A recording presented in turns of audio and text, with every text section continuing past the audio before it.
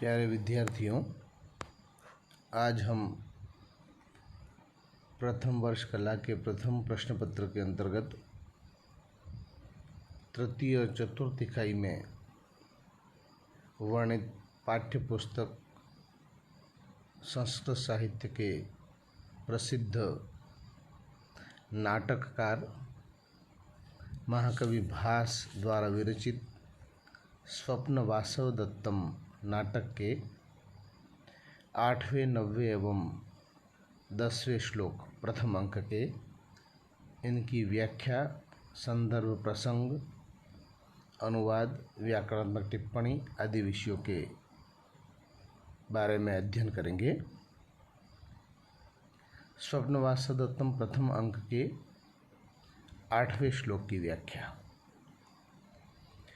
कस्यार्थ कलशेन को मृगयते वासु यथा निश्चितं दीक्षां पारितवान् किमिच्छति पुनर्देयं गुरुर्यद् भवेत् आत्मानुग्रहमिच्छतीह नृपजा धर्माभिरामप्रिया यद् यस्यास्ति समीप्सितं वदतु तत् कस्याद्य किं दीयताम्। कांचुकीय तपोवन में आकर के घोषणा करता है कि मगधराज बहन की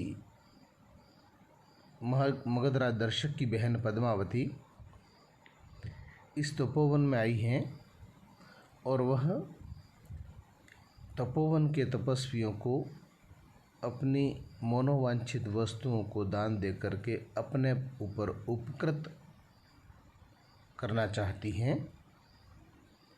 इसलिए हे तपोवन में रहने वाले तपस्वियों, आप लोग सुनिए। कस्यार्थम कलशेन, कस्य अर्थः कलशेन, किसको कलश की आवश्यकता है। कलश का मतलब जो पात्र होते हैं जल आदि संग्रहित करने के लिए। को मृगयते वासः, कौन यथा निश्चितम अपने निर्णय के अनुसार वासः मने निवास स्थान ढूंढ रहा है। दीक्षा पारितवान किम इच्छति पुनर्देयम गुरु यद् भवेत्। दीक्षा पारितवान मने शिक्षा समाप्त करके, जिसने शिक्षा पूर्ण कर ली है और समावर्तन संस्कार की ओर अग्रसर हो रहा है, इसमें उस समय अपने गुरु को गुरु दक्षिणा के रूप में जो भी कुछ देना चाहता है वह भी राजकुमारी से प्राप्त कर सकता है। आत्मानुग्रहमिच्छतीह,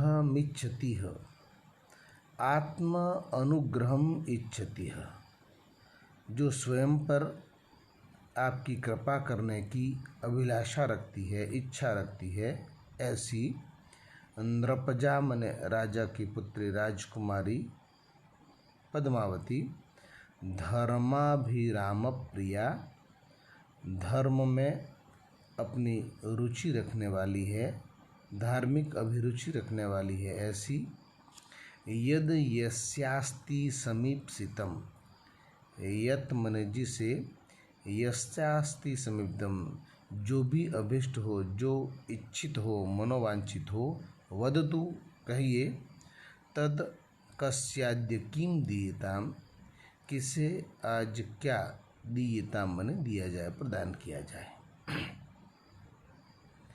कस्यार्थः कलशेन, किसे कलश का प्रयोजन है। को मृगयते वासु यथा निश्चितम, कौन तपस्वी नियमानुसार जैसी अपनी इच्छा है उसके अनुसार अपना निवास स्थान ढूंढ रहा है, कुटिया बनाना चाहता है, तपोवन में शांत चित्त से रहना चाहता है।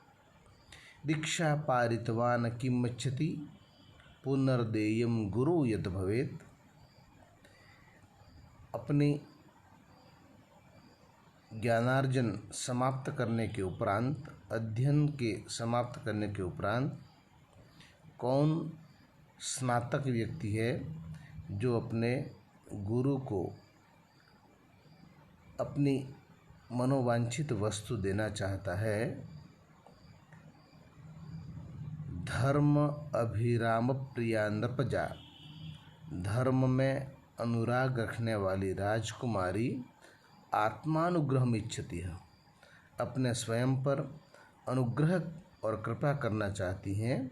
इसलिए यदि यस्यास्ति समीप्सितम, जिसको जो वस्तु चाहिए, तद कस्य किम दीयता, तो कहें कि आज किसे क्या दिया जाना चाहिए। व्याख्या देखेंगे इसकी।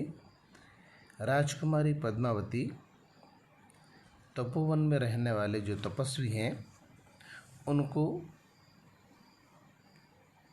यज्ञ कार्य में प्रयुक्त होने वाली जो वस्तुएं हैं उनको दान देना चाहती है, और इसलिए कंचु की घोषणा करता है कि जिसे कलश की आवश्यकता हो, जिसे वस्त्रों की आवश्यकता हो, जिसे निवास स्थान की आवश्यकता हो, जिसने अपना अध्ययन समाप्त कर लिया है और गुरु दक्षिणा में कुछ देना चाहता हो, वो सब अपनी इच्छित वस्तुओं को हे तपस्वियों आप राजकुमारी से मांग लीजिए। धार्मिक प्रवृत्ति वाली यह राजकुमारी आप लोगों पर वस्तुएं प्रदान करके स्वयं पर अनुग्रह चाहती हैं, इसलिए अपने मनोवांछित वस्तुओं को स्वेच्छापूर्वक राजकुमारी से मांग लीजिए कि किसे क्या वस्तु चाहिए। संस्कृत व्याख्या देखेंगे।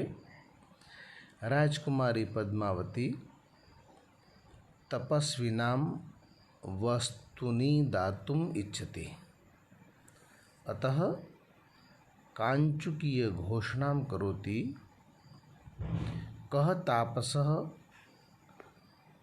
कलशार्थम् इच्छेत्, को वस्त्रं वांछति, कः संकल्पानुसार गुरुगृहवासपूर्वकं वेदाध्ययनं समाप्य समावर्तन प्रवचनं गृहीत्वा गुरुदक्षिणायै दातुम् इच्छति, भवत्सु प्रीतिं कुर्वाणा राजकुमारी पद्मावती आश्रमे अस्मिन् अभिलषित वस्तु प्रदानेन आत्मनः कृतार्थतां कामयते, अतः यस्य तापसस्य यद् वस्तुम् अभीष्टं तद आज्ञापयतु, अद्य कस्मै किं देयम् इति।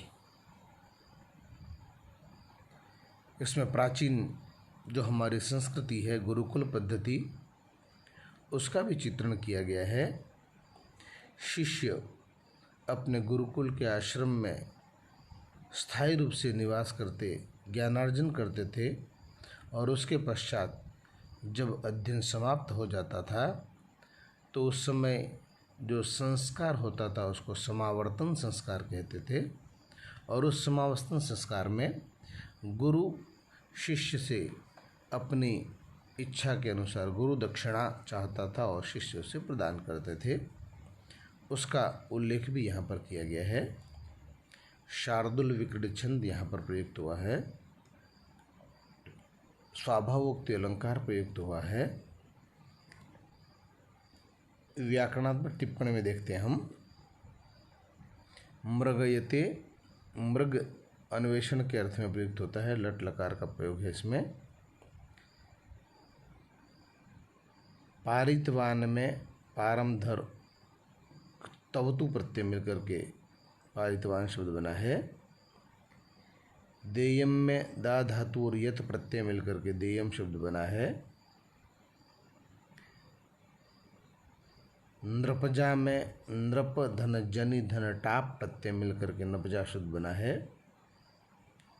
धर्माभिराम प्रिया, धर्म अभिरामम, धर्मे अभिरामम येषाम ते बहुब्रीहि समास है। समीप्सितम में सम आपसन और क्त प्रत्यय मिलकर के समीप्सितम शब्द बना है। इसके बाद योगेंद्रायण ही जो परिव्राजक के वेश में है वो कहता है अच्छा अच्छा अच्छा हंत दृष्टम उपाय प्रकाशम भो अहमर्थी। मन ही मन अच्छा अच्छा अच्छा उपाय देख लिया है और कहता है मैं चाहता हूँ। पद्मावती कहती है दिष्टया सफलम में तपोवनाभिगमनम, सौभाग्य से मेरा तपोवन में आना सफल हो गया। तापसी संतुष्ट तपस्वी जनम इदम आश्रम पदम आगंतुकेन अनेन भवितव्यम। इस आश्रम के तो सभी तपस्वी जन संतुष्ट हैं, यह कोई आगंतुक होना चाहिए। कंचुकी कहता है भो किम क्रियताम, हे महाशय आपके लिए क्या किया जाना चाहिए। योगेंद्रान कहता है इयम में स्वसा, अवंतिका की ओर निर्देश करता हुआ कहता है ये मेरी बहन है।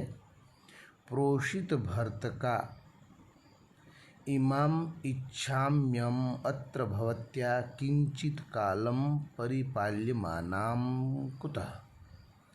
ये मेरी बहन है, इसके पति परदेश में गए हुए हैं, अतः मैं चाहता हूँ कि इसे कुछ काल तक राजकुमारी अपने संरक्षण में रखे। कुतः क्योंकि योगेंद्रायण श्लोक पढ़ता है, श्लोक संख्या 9। कार्यम नेवार्थे नापि भोगेर्न वस्त्रेर्नाहं काषायं वृत्ति हेतु प्रपन्ना धीरा कन्येयं दृष्ट धर्म प्रचारा शक्त्या चारित्रं रक्षितुं मे भगिन्या। कार्या न एव अर्थे न अपि भोगे न वस्त्रे न अहम वृत्ति हेतु काषायम प्रपन्ना। इयं कन्या दृष्ट धर्म प्रचारा धीरा मे भगिन्या चारित्रं रक्षितुं शक्ता। न एव अर्थे, नार्थे, न तो मुने अर्थ के लिए धन के लिए, न भोगेर न भोगों के लिए, न एव वस्त्रे न ही वस्त्रों के लिए, काषायम वृत्ति हेतु प्रपन्न, और न ही मैंने आजीविका के लिए इन गेहूं में वस्त्रों को पहनना है, काषाय वस्त्रों को धारण किया है। इयम कन्या, यह राजकुमारी दृष्ट धर्म प्रचारा, धार्मिक प्रवृत्ति वाली है और धीरा माने विदुषी है। अतः मैं भगिन्याम चारित्र्यं रक्षितुं शक्या, अतः यह मेरी जो बहन है उसके चरित्र की रक्षा करने में समर्थ है। व्याख्या देखेंगे इसकी। योगेंद्रायण पद्मावती के पास में वासवदत्ता को धरोहर के रूप में रह चाहता है, अतः वह कांचुकी से कहता है कि हे महोदय, न तो मुझे धन की अभिलाषा है, न ही सांसारिक भोगों को प्राप्त करने का मेरा कोई प्रयोजन है, मुझे वस्त्रों की भी आवश्यकता नहीं है, और न ही मैंने आजीविका प्राप्त करने के लिए इन तपस्वी वेश को धारण किया है। यह राजकुमारी धर्मात्मा है, ज्ञान संपन्न है और विदुषी है। अतः मैंने यह निश्चय किया है कि इसके पास में मैं अपनी बहन को धरोहर के रूप में रखना चाहता हूँ कुछ काल के लिए, ताकि ये मेरे बहन की चरित्र की रक्षा करने में समर्थ हो सके। संस्कृत व्याख्या देखते हैं। योगेन्द्रायणः काञ्चुकीयं कथयति यत् मम धनैः सांसारिक भोगैः वस्त्रैश्च प्रयोजनं नास्ति, मया जीविकार्थमपि परिव्राजकवेषो न स्वीकृतः। इयं राजकुमारी पद्मावती धर्माचरणशीला विदुषीं चास्ति, अतः एषा मम भगिन्यां चरित्रीं रक्षितुं समर्थम् अस्ति। अतः तां राजकुमार्याः पद्मावत्याः संरक्षणे निक्षिप्तकामो अस्मि। यहाँ पर कवि ने तपस्वियों का कैसा स्वभाव होना चाहिए उसको स्पष्ट किया है। काव्यलिंग अलंकार का प्रयोग हुआ है।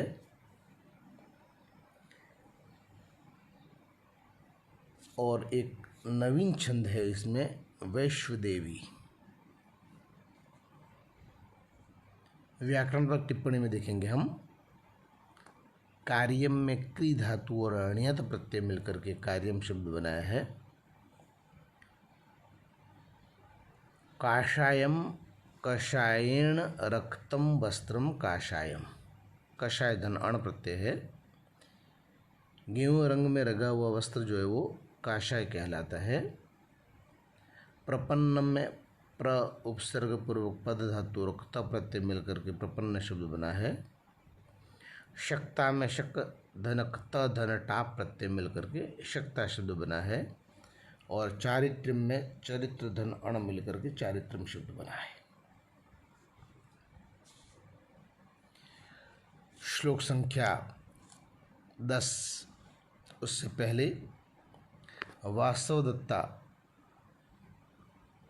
मन ही मन कहती है आत्मगतम, हम इह माम निक्षिप्त कामा आर्य योगेन्द्रायण।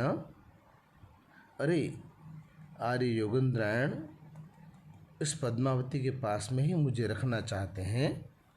भवतु अविचार्यम क्रमम न करिष्यति, इनके द्वारा बिना विचारे कोई कार्य नहीं किया जाता है। निश्चित रूप से सोच विचार करके ही इन्होंने किया होगा। कंचुकी कहती है भवती महती खलवस्य व्यापाश्रया,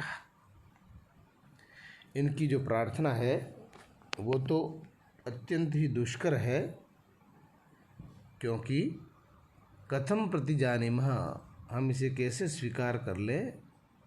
सुखम अर्थो भवेद दातुम सुखम प्राणः सुखम तपः, सुखम अन्यद भवेद सर्वम दुखम न्यासस्य रक्षणम। सुखम अर्थो भवेद दातुम, सुखपूर्वक धन दिया जा सकता है, सुखपूर्वक प्राण दिए जा सकते हैं, सुखपूर्वक तपस्या का फल दिया जा सकता है। सुखम अन्यद भवेत सर्वम, सुखपूर्वक अन्य सभी वस्तुओं को प्रदान किया जा सकता है, किंतु न्यासस्य रक्षणम दुखम, लेकिन धरोहर की रक्षा करने का कार्य अत्यंत दुष्कर और कठिन है। कंचुकी कहता है, हे राजकुमारी, धन देना सरल है, प्राण देना सरल है, तपस्या का देना सरल है और अन्य कुछ भी देना सरल है, किंतु धरोहर की रक्षा करने का कार्य अत्यंत दुष्कर और कठिन है। कंचुकी कथयति यत् धनम प्रदानम सुकरम भवेत्, परोपकारार्थम प्राणः अपि सुखम समर्पयितुं भवेत्, तपश्चर्यायाः फलमपि सुखकरं दातुं शक्यते, एवं एतद् अन्यत् सर्वमपि दातुं सुखं भवेत् परम च धरोहरस्य संरक्षणं कष्टप्रदं भवति। अतः अस्य भगिन्यां परिपालनं नांगीकरणीय। यहाँ पर अर्थांतर अलंकार प्रयुक्त हुआ है, अनुष्टुप छंद प्रयुक्त हुआ है। दातुम में दाधन तुमुन प्रत्यय है। भवेत में भू धातु विधिलिंग के प्रथम पुरुष का एक वचन है और प्राणाह में प्राण शब्द है जो पुरलिंग में बहुवचन में प्रयुक्त हुआ है।